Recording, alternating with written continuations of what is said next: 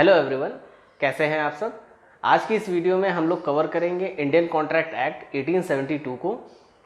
ये Indian contract act की series first video है और इस वीडियो में हम लोग बात करेंगे इंट्रोडक्शन की, उसके इम्पॉर्टेंट डेफिनेशन जो कि सेक्शन 2 में है और रिलेटेड केसेस।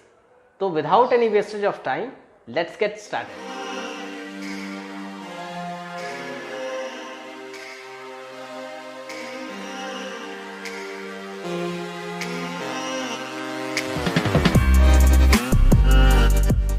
तो सबसे पहले हम लोग समझने की कोशिश करते हैं एग्रीमेंट को।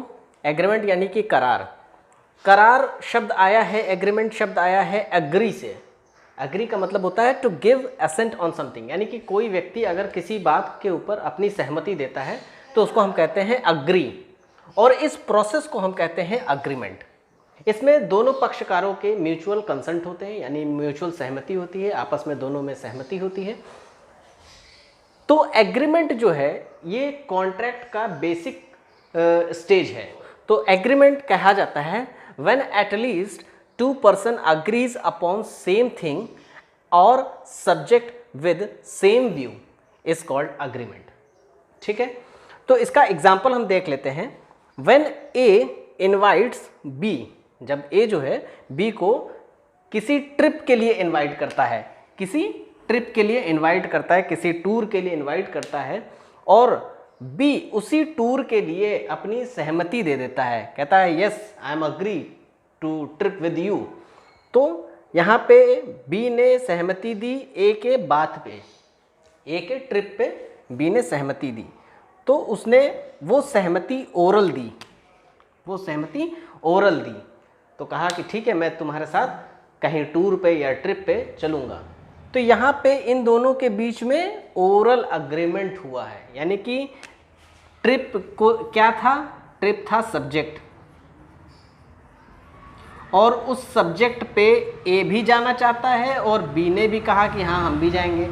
तो जब दोनों के कंसेंट म्यूचुअल हैं तो ये अग्रीमेंट हो गया। अब देख लेते हैं इसके एसेंशियल्स क्या हैं। एग्रीमेंट करने के लिए सबसे पहला एसेंशियल है दो या दो से अधिक व्यक्ति, यानी टू और मोर पर्सन। ठीक है, सेकंड है आपका ऑफर और एक्सेप्टेंस, भाई एक आदमी ऑफर करेगा और दूसरा उस चीज को एक्सेप्ट करेगा। तीसरा है कंसीडरेशन, यानी कि दोनों की सम्मति, यानी कि दोनों का सम्मति पे जो प्रतिफल आ रहा है, जो कंसीडरेशन आ रहा है, वो दोनों को होना चाहिए। भाई यहाँ पे ये ट्रिप के लिए इनवाइट कर रहा है और इसको ट्रिप भी करनी है, तो ये ट्रिप पे इसको ले जाना चाहता है, इसका प्रतिफल है, और ये ट्रिप पे जाना चाहता है, ये इसका प्रतिफल है। तो कंसीडरेशन इज मस्ट। कंसेंट होना जरूरी है, बिना कंसेंट के इसको उठा करके तो ले नहीं जाएगा, इसको कि उठा करके लेकर चला जाए, ऐसा नहीं है। अगर उठा करके लेकर चला जा रहा है विदाउट द कंसेंट तो ये वॉइड हो जाएगा, शून्य हो जाएगा। इसका मतलब इसने भी कंसेंट दिया है, इसने भी कंसेंट दिया है, तो कंसेंट होना जरूरी है। अब चलते हैं हम लोग देखते हैं कि अग्रीमेंट और कॉन्ट्रैक्ट में क्या डिफरेंस है। तो पहले हम लोग देख लेते हैं कि कॉन्ट्रैक्ट की डेफिनेशन क्या कहती है। ये जो एग्रीमेंट की डेफिनेशन है वो डेफिनेशन है सेक्शन नंबर 2E में। Every promise and every set of promises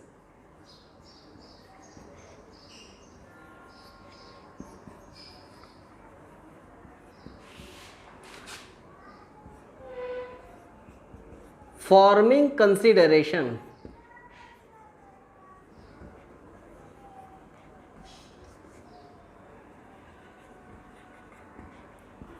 with each other is an agreement। कहने का मकसद क्या है, every promise and every set of promises forming consideration with each other is known as agreement. तो अब बात करते हैं कॉन्ट्रैक्ट की। तो all agreements which are enforceable by law is known as contract. तो जैसा कि हमने बताया था कि agreement which are enforceable by law is known as contract as according to the section 2H of the Indian contract act. Contract के कुछ essentials हैं जो कि बहुत इंपॉर्टेंट हैं, 6 एसेंशियल्स हैं। सबसे पहला है 2 और more person, majority of the age जो हो वो 18+ हो according to the law, sound mind हो यानी स्वस्थ मस्तिष्क के हो, पागल ना हो, इडियट ना हो, ल्यूनेटिक ना हो, फ्री कंसेंट होना चाहिए जो कि section 14 of Indian contract act में डिफाइंड है, यानी ज़ोर ज़बरदस्ती से उसकी सहमति न ली जा रही हो, किसी के दबाव में, किसी के इमोशंस में उसकी सहमति न ली जा रही हो। 5वां है लॉफुल ऑब्जेक्ट, जिस ऑब्जेक्ट के बारे में हम लोग बात कर रहे हैं, एग्रीमेंट कर रहे हैं, वो ऑब्जेक्ट लॉफुल होना चाहिए। दैट मीन्स अगर हम किसी प्रॉपर्टी के बारे में, डिलीवर करने के बारे में बात कर रहे हैं तो ये प्रॉपर्टी लॉफुल होनी चाहिए। ये प्रॉपर्टी उस व्यक्ति की बिलोंग करनी चाहिए जो व्यक्ति उस प्रॉपर्टी को डिलीवर करा रहा है, यानी सेल करा रहा है, किसी भी प्रकार का एलिनेशन करा रहा है। ठीक है, तो वो ऑब्जेक्ट लॉफुल होना चाहिए और उस ऑब्जेक्ट पे जो प्रतिफल मिल रहा है वो कंसिडरेशन जो है वो भी लॉफुल होना चाहिए। तो ये कॉन्ट्रैक्ट के कुछ एसेंशियल्स। यहाँ पे जैसे कि मैंने लिखा है 2 और मोर पर्सन, तो पर्सन का मतलब यहाँ पे सेक्शन नंबर 11 में of Indian penal code defined करता है पर्सन को।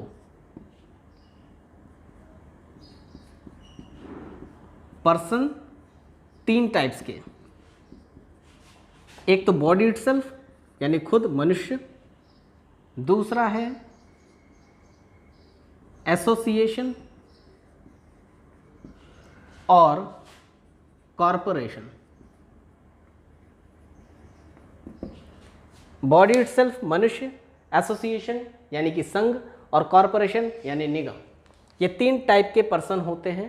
अब यहाँ पे कोई भी हो सकता है पर्सन। ठीक है, अब हम लोग समझते हैं एग्रीमेंट। एग्रीमेंट 3 टाइप्स के होते हैं, वैलिड, वॉइड एंड वॉइडेबल। इनको हम लोग सही से समझते हैं कि इनके बीच में डिफरेंस क्या है।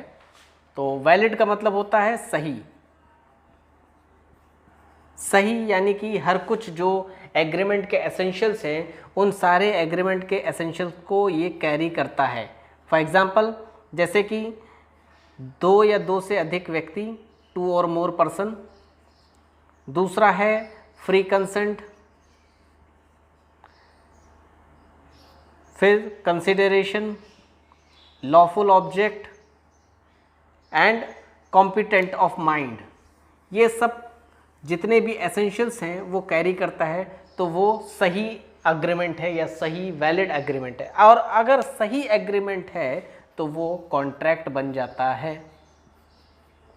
ठीक है, अब उन एसेंशियल्स में से कोई भी एक एसेंशियल अगर नहीं है तो वो करार शून्य हो जाएगा, वो एग्रीमेंट क्या हो जाएगा, वॉइड हो जाएगा, यानी कि शून्य हो जाएगा।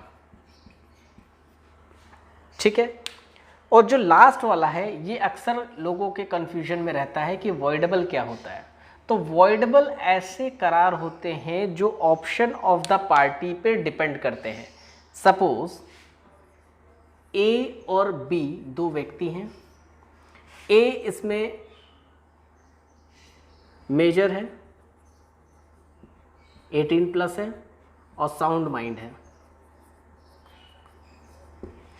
ए ने कोई ऑफर दिया बी को और बी ने उस ऑफर को एक्सेप्ट कर लिया है, लेकिन बी ल्यूनेटिक है या इंसेन है, पागल है। ये बात ए को बाद में पता चलती है जब एग्रीमेंट हो जाता है इन दोनों के बीच में। अब यहाँ पे होना ये चाहिए था कि ए इंसेन व्यक्ति है, इंसेन व्यक्ति से अगर कोई भी व्यक्ति करार करता है तो वो करार शून्य हो जाता है। लेकिन हम यहाँ पे वॉइडेबल की बात कर रहे हैं। अगर इस व्यक्ति को जिसने करार के लिए ऑफर दिया था बी को, इसको अगर कोई प्रॉब्लम नहीं है, अगर ये कहता है कि नहीं इट्स ओके, जो मेरा करार हो गया है वो हो गया है, कोई दिक्कत नहीं, मुझे मंजूर है, मुझे जो भी लॉस हुआ कोई दिक्कत नहीं है, तो ये करार वैलिड बन जाएगा, यानी कि ये इसके पास ऑप्शन है। ठीक है, तो इसको हम कहते हैं वॉइडेबल एग्रीमेंट। इसी प्रकार से 3 एलिमेंट्स कॉन्ट्रैक्ट के भी होते हैं, वैलिड, वॉइड और वॉइडेबल।